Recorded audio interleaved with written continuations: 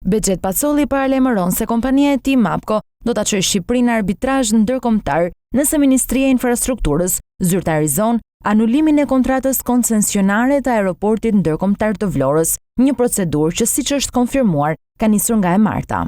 Biznesmeni përmes një reagimi thotë se me këtë vendim shteti shqiptar po zgjedh vetë rrugën për t'u përballur. Nëse ky lajm rezulton i vërtet, atëherë shteti shqiptar po zgjedh me vetëdije rrugën e arbitrazhit ndërkombëtar. Mapco ka bërë çdo përpjekje për ta shmangur këtë skenar dhe për të gjetur një zgjidhje institucionale. Ministria e Infrastrukturës konfirmoi nisjen e procedurës për anulimin e koncesionit të aeroportit ndërkombëtar të Vlorës me argumentin e përfundimit të afateve të punimeve, por Pacolli flet për një paradoks në qëndrimin e institucioneve shqiptare.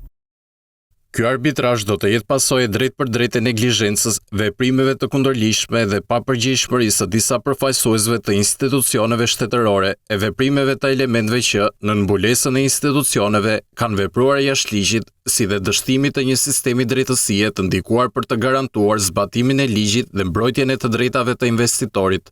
Pacolli akuzon direkt ortakun Valon Ademi, pronar i kompanisë 2A, që në bashkëpunim me Mapco Construction fituan të drejtën për të ndërtuar aeroportin e Vlorës.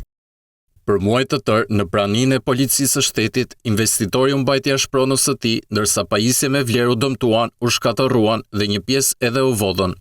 Punimet për aeroportin ndërkombëtar të Vlorës nisën zyrtarisht në nëntor të vitit 2021, ndërsa ishte parashikuar që të niste operimet gjatë vitit 2025. Megjithatë, afatet nuk u respektuan dhe aeroporti ende nuk është bërë operacional, ndërsa procedura e nisur nga ministria do të përcaktoj tashmë fatin e kontratës dhe vimësinë e projektit.